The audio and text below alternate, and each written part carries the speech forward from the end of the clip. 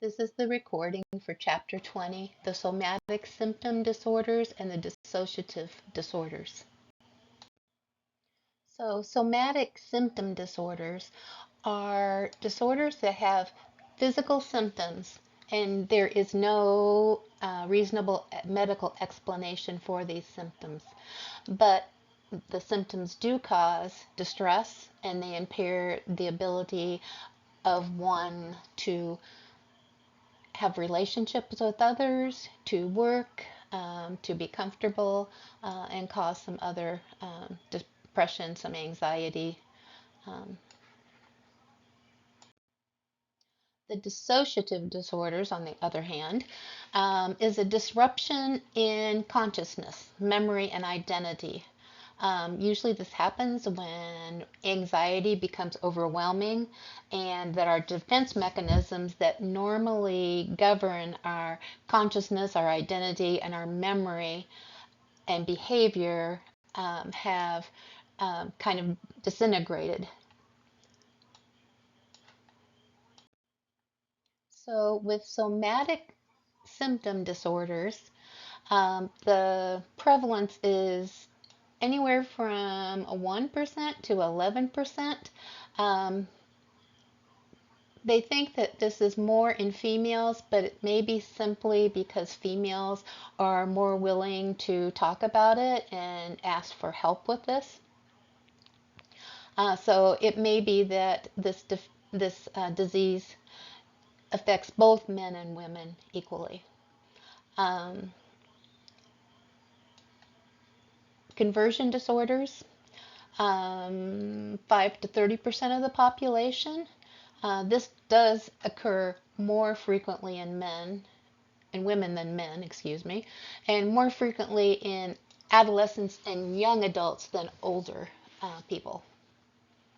There is a higher prevalence also in the lower socioeconomic groups, rural populations, those with less education, and military personnel who have been exposed to combat situations. Illness anxiety disorder, we used to call this hypochondrias, and we call people who had multiple physical complaints as a hypochondriac. The DSM-5 has changed this to illness anxiety disorder. Projected probably 3 to 8% of the population has this disorder, and men and women equally, and most frequently happens in early adulthood. The dissociative disorders are statistically rare.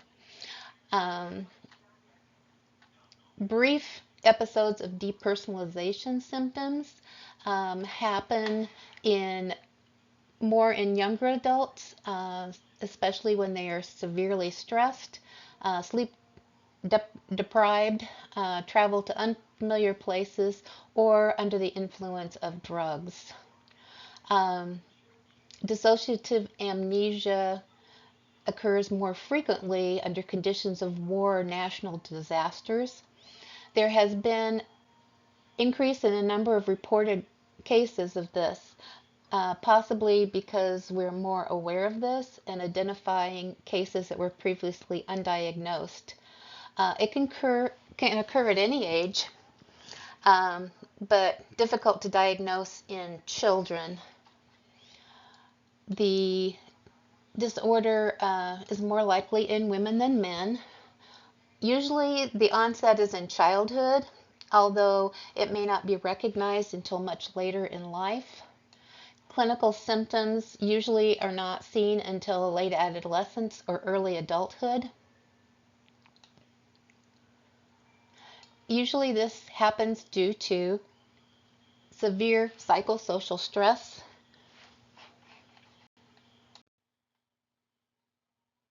So the somatic symptom disorders, a syndrome of multiple physical complaints that cannot be explained medically and are associated with a mental illness. Symptoms may be vague, they may be dramatic, exaggerated, and more time is used in order to worry about this concerns of their health than is normal. These people are convinced their symptoms are organic in nature and do not believe that stress or psychosocial factors play any role. It's a chronic disorder, begins before age 30. Anxiety and depression are frequently comorbidities with this disorder. So, somatic symptom disorder, usually there's periods of remission and then periods of exacerbation. Um, Clients often go to several different physicians, sometimes at the same time, leading to the possibility of dangerous combinations of treatment. They have a tendency to seek relief through over medicating.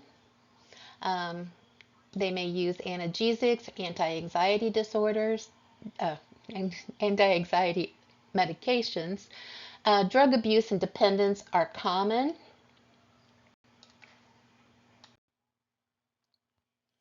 So illness anxiety disorder, it's unrealistic or inaccurate interpretation of physical symptoms or sensations, leading the person to be preoccupied with these feelings and be fearful that they have some type of a serious disease. The fear of having a disease can become disabling and persists even though the person can be reassured with testing that there is no organic pathology that's happening. These people are extremely conscious of their bodily sensations and changes and may be convinced that having a rapid heart rate means they have heart disease or a small sore is skin cancer. And they are very preoccupied with their bodies and aware of any slight change in their feelings or their sensations. Um, they become very apprehensive and fearful at the slightest thought that they might have some serious illness. So they can be triggered even by reading about a disease or hearing that someone that they know has been diagnosed with an illness, and that can cause them to become preoccupied with their own self and believing that they may have this disorder also. So, conversion disorder is loss or change in bodily function that can't be explained by any medical condition. Usually, this are neurological symptoms. This may be paralysis, unable to speak, seizures that have no change in the brain, um, difficulty swallowing, blindness, deafness. Um, all kinds of different physical, neurological complaints. Um, Most instances, this disorder is because there's some strong precipitating effect of psychological stress to the person. Example, a woman who really has a strong desire to be pregnant may have pseudocyesis, which is a false pregnancy, and be concerned that she has all the symptoms of a pregnancy and is unwilling to admit that she's not, even with negative testing shown to her. Um, One of the things for taking care of somebody with somatic symptom disorders is that while we need to address their complaints, we also need to not reinforce them.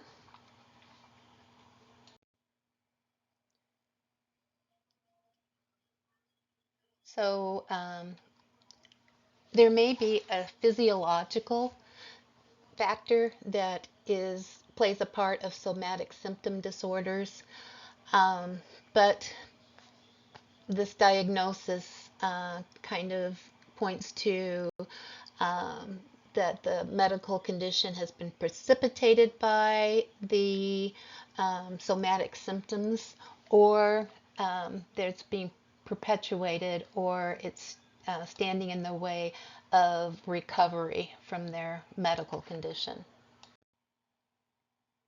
Then there's the factitious disorders. The somatic symptom disorders are not, the person is not doing this on purpose. This is because of their psychological um, issues there.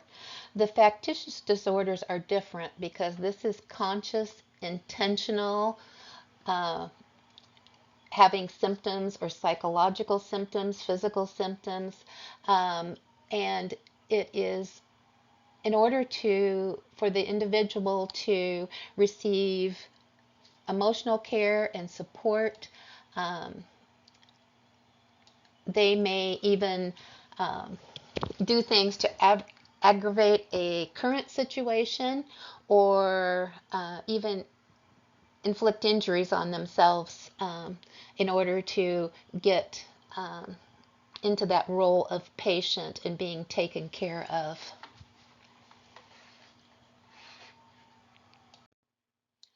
So this used to be called Munchausen syndrome, and it used to be called Munchausen's by proxy when the person involved here imposed this on another person, um, maybe a child, maybe a spouse, but the one of the things with this disorder, um, the person who is in charge here does things to make this person ill. Um, there's some movies about, and I can't remember her name, but the girl who killed her mother, and her mother had this disorder and did things to make her appear ill, um, and it was bad outcome for that. But this does happen. And again, the person who is doing this is looking for care and support of themselves. And they get this through the causing the symptoms in maybe their child or another person. So, what causes these disorders? With the somatic symptom disorders, um, heredity may be possibly part of this. There may be a biochemical issue with it also. Decreased serotonin and endorphins may play a part here. Tryptophan catabolism may be abnormal in people who have somatic symptom disorders, and the decreased levels of serotonin and endorphins may play a role in the ability to feel pain or to feel more pain than would be expected. Serotonin also is probably the main neurotransmitter that's involved with inhibiting the firing of the afferent nerve pain fibers. Another hypothesis is that there is a brain dysfunction, an impairment in information processing that contributes to these behaviors.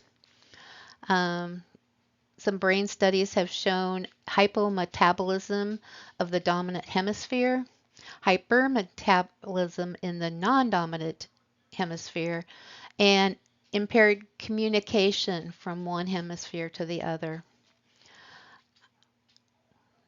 Some imagings have shown there's a reduced volume in the amygdala, and along with reduced connectivity between the amygdala and brain centers controlling the executive and motor functions of the body. And then there's a psychodynamic theory.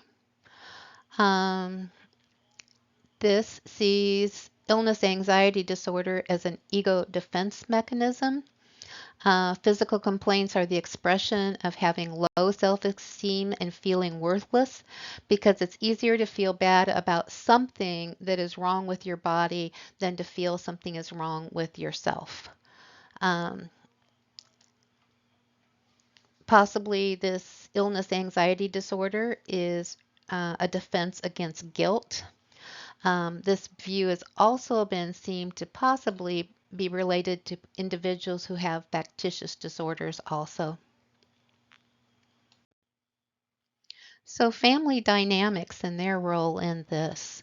Dysfunctional families, when the child becomes ill, the shift in focus is made from conflict in the family to the child's illness, and then those underlying issues aren't resolved in the family. Um, the, the somatic complaints of the child bring some stabilization to the family. And then the child's welfare becomes the common concern of the entire family. And then there's the learning theory. Um, so sick roles are often reinforced um, from the need to deal from a stressful situation. The sick person may learn to avoid stressful obligations, postpone unwelcome challenges, um, want to be excused from troublesome activities, and then become the prominent focus of attention because of this illness. Having a past serious or life-threatening physical illness, even whether it's personal or that of close friends or relatives, can predispose the person from getting an illness anxiety disorder just because of the fear of it recurring or the fear that they also will have this disorder. So assessing a um, dissociative disorder, the different types of those. So dissociative amnesia can be partial or total. It can be permanent or just transient and comes and goes. Um, this term is often applied when episodes when patients forget recent events, although they will and conduct themselves appropriately, but afterwards they'll have no memory of that period. Um, Dissociative amnesia is an ability to recall important personal information.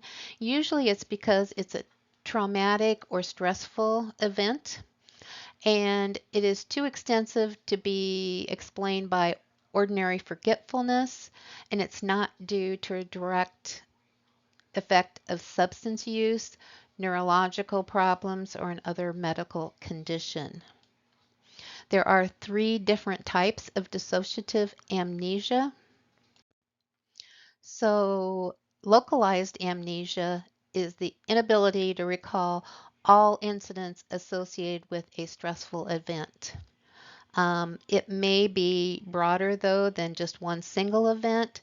However, like a child who can unable to remember months or years of child abuse.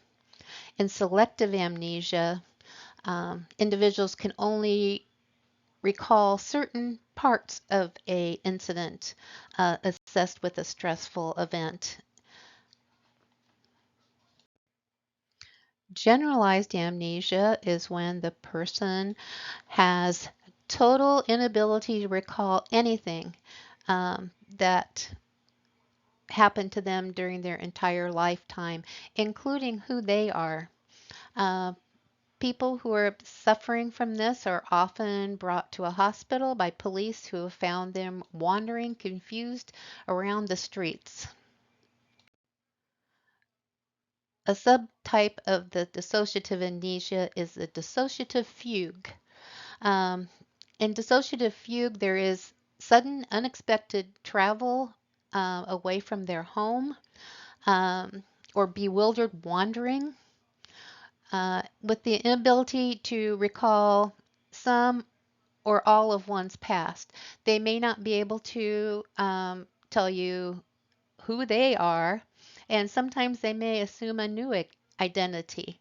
Um, every once in a while, you hear of a story, a news story, where someone who has been reported missing is found um, several states away, and they really don't recall who they are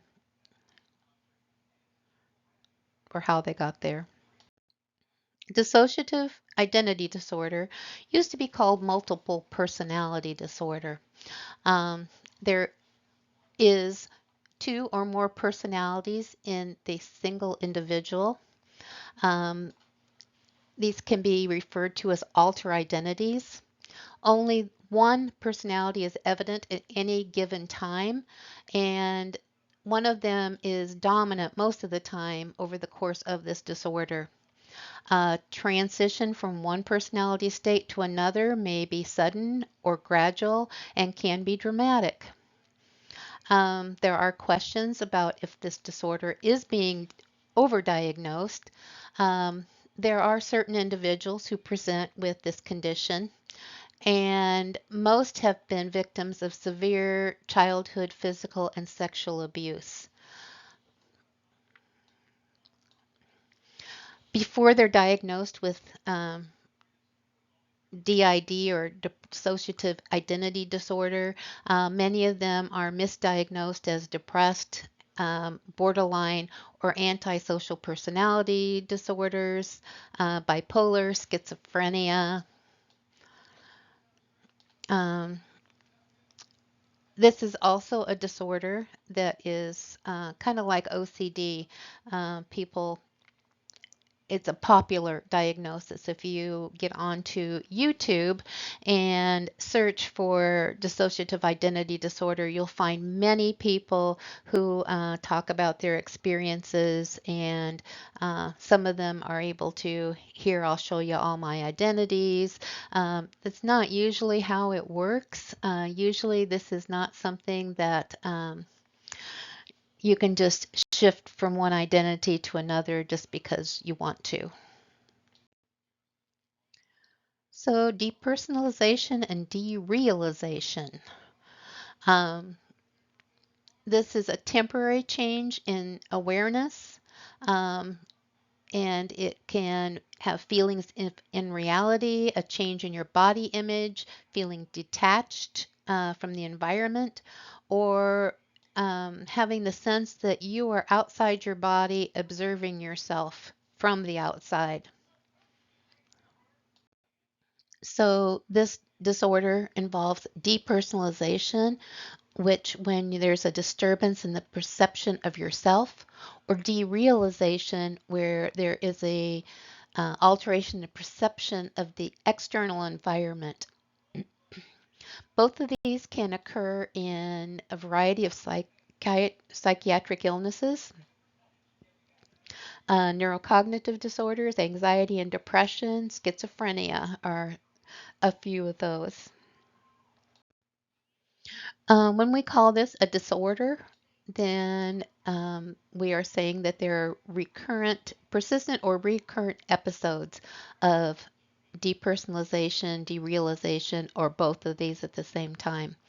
Um, these perceptions are disturbing.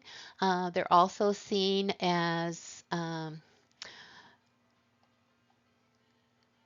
fear of going insane, um, anxiety, depression, obsessive thoughts, somatic complaints, and alteration in time are also symptoms of this disorder.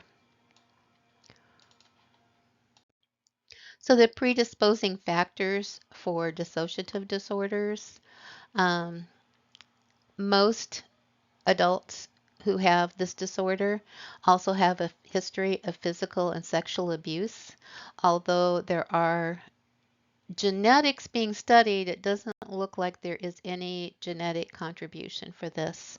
Um, Dissociative amnesia may be related to a neuropsychological issue. Um, Depersonalization has been evidenced with migraines and with marijuana use. So, in this case, it often responds to SSRIs medications.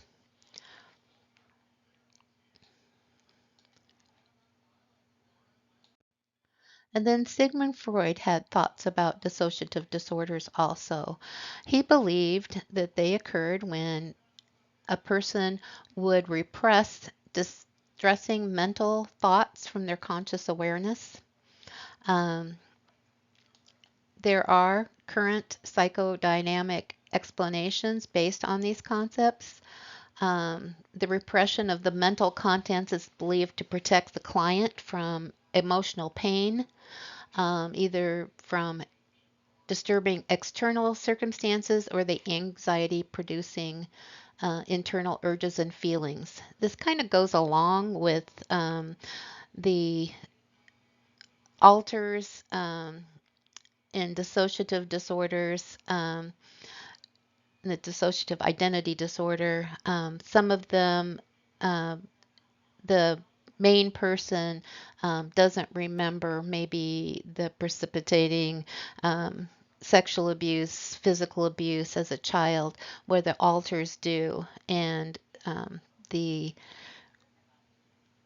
function of those alters is to protect that um, main alter from those memories.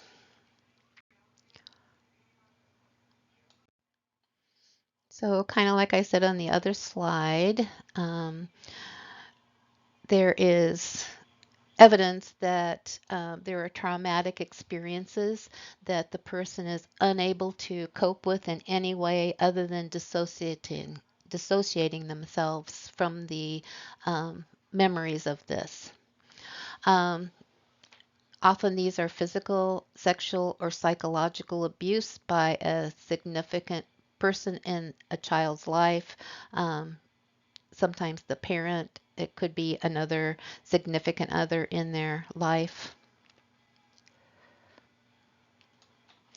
Dissociative amnesia is often found in response to combat trauma during war times.